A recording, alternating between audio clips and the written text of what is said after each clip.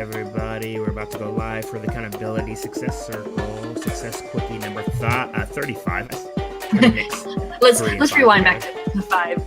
I know, right? Like, can we get a rewind on that? But anyways, if you see that we're live, hit that button so that we know where you are. Got my notifications. I got mine as well. We're going to be talking about elevating your thinking.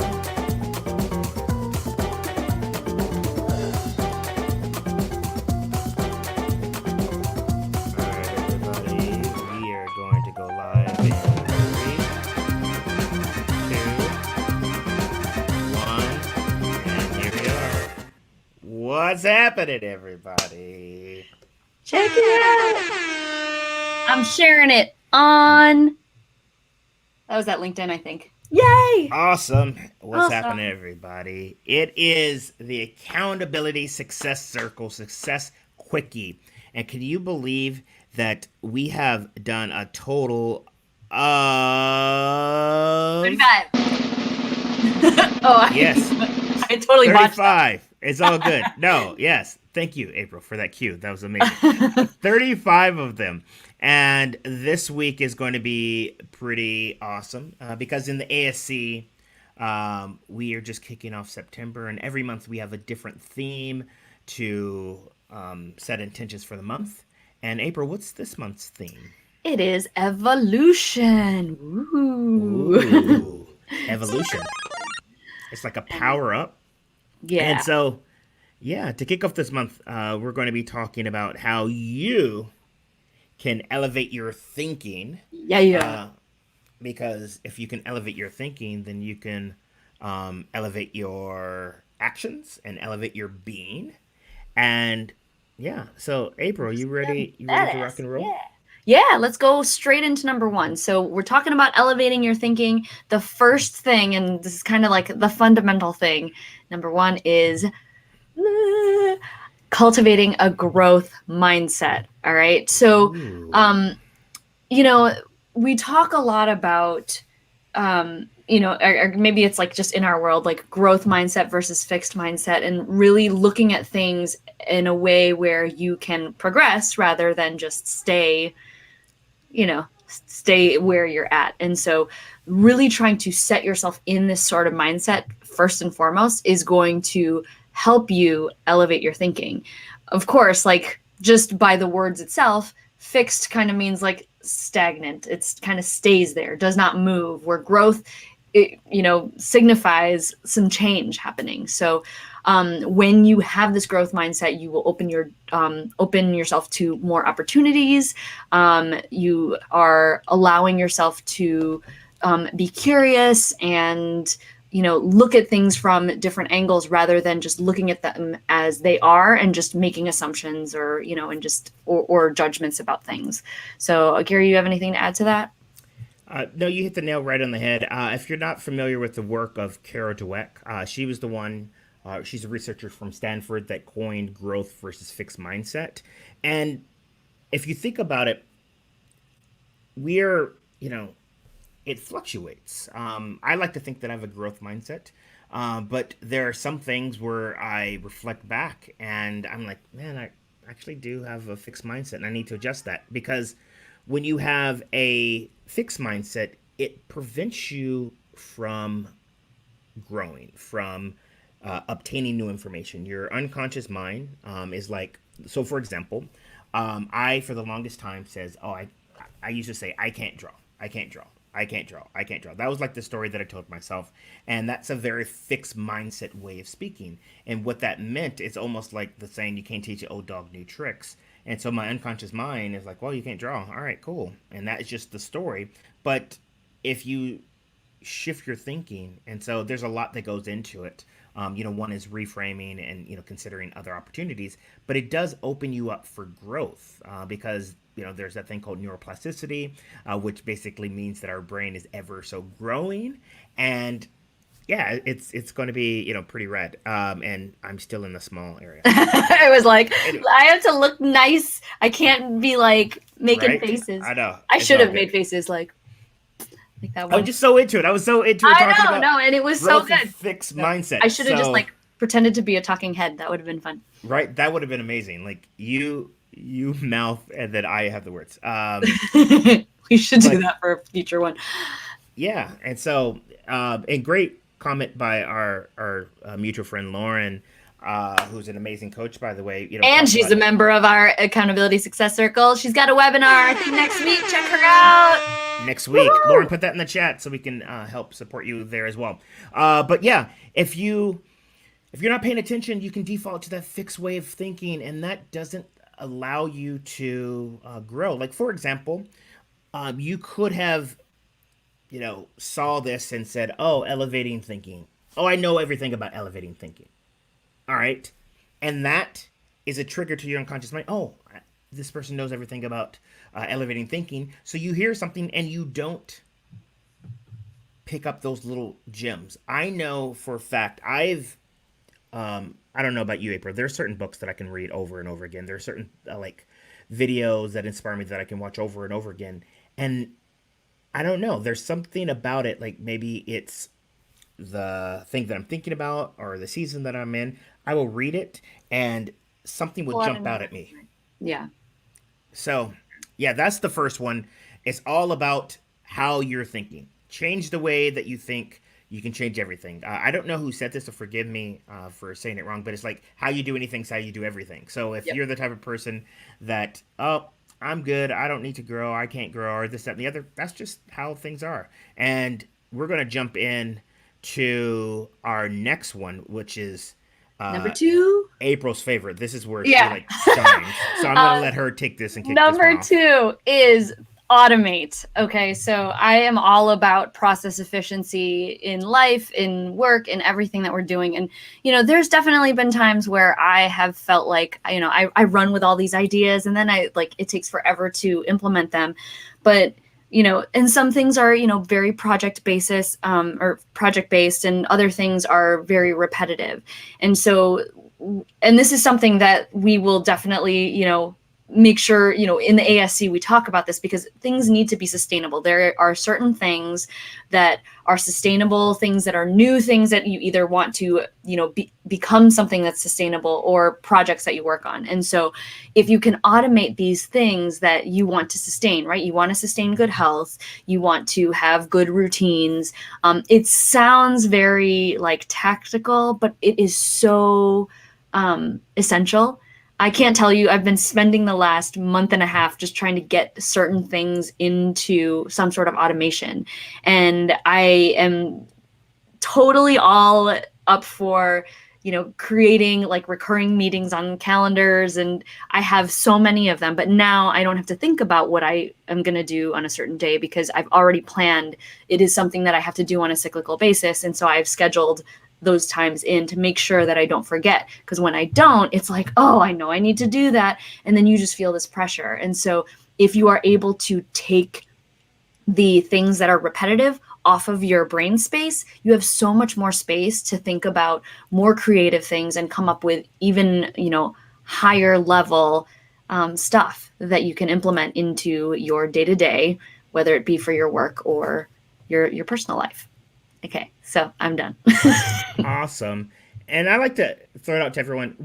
So I'm gonna little quiz time. Ding ding ding. What is something that the late Steve Jobs, Facebook founder Mark Zuckerberg, and past President Barack Obama have in common?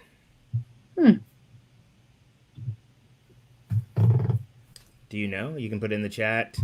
I don't know. I don't So want to guess and be wrong. nah, it's all good. No worries. They automate what they're gonna wear.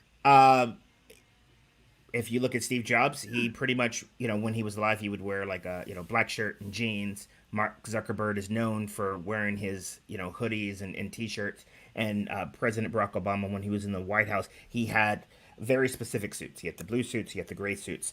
And for some people, like that could be like, oh, Dolesville. Oh my gosh, I need to have a variety of things. But we can all agree, whether you like them or not, they run, very large organizations, and they have to make lots of decisions.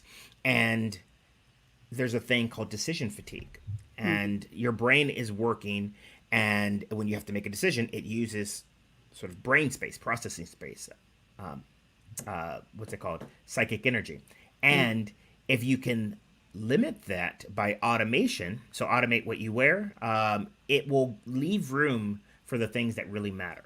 And so, yes, you can automate your task, and it leaves room in your brain to be more creative, and you can automate everything, like Yeah, what you right. wear Automate what and you're what you packing eat. for your next trip. I just wrote an article about like how to really have efficient long weekend trips so that you can do a lot of them.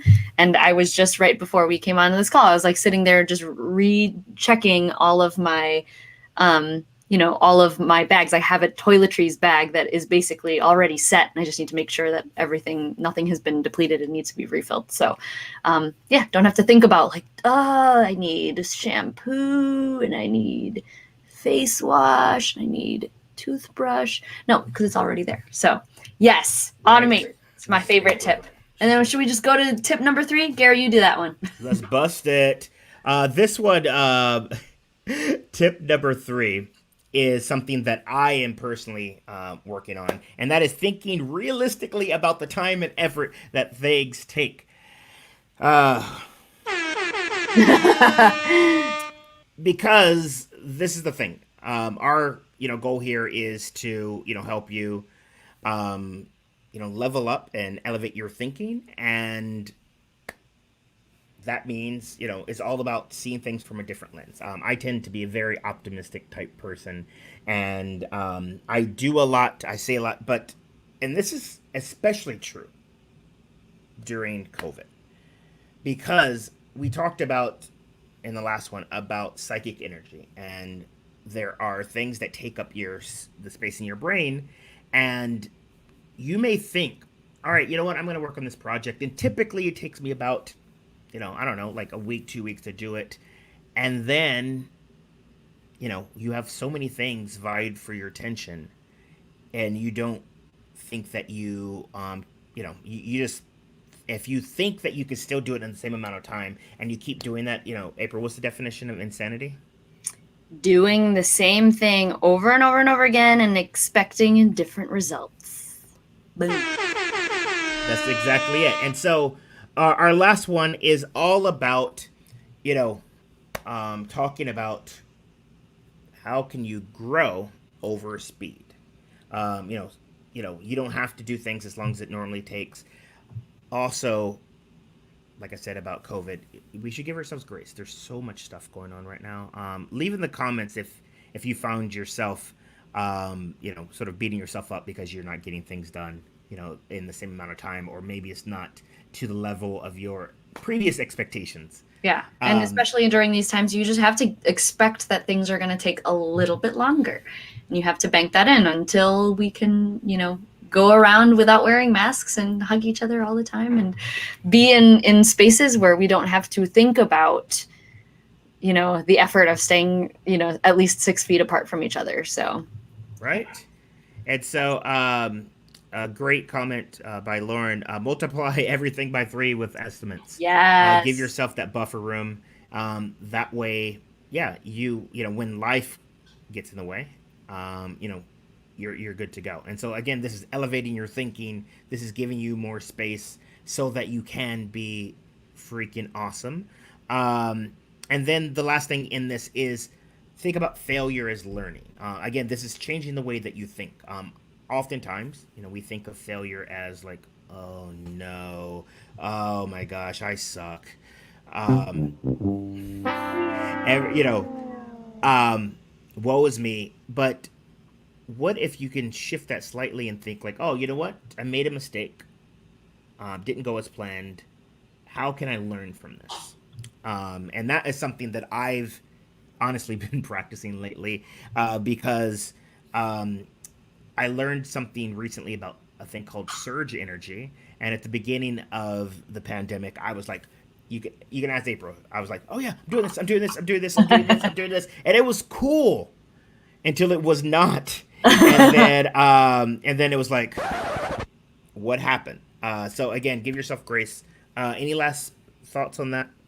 I don't know. I really, really think, it's very hard. And I say this too, as somebody who's like super ambitious and wants to do all the things. It's really hard to force yourself to slow down. But it's so much better when you do it as a choice rather than letting external factors do it for you. Right. So you just don't want you don't want to put yourself in a position where you're going to be like hitting a wall later and then having to pick up the pieces. It's just so much easier to be able to sustain and cruise at a nice little, I want to say altitude, but I don't know if that's not what I want to say. I'm like today.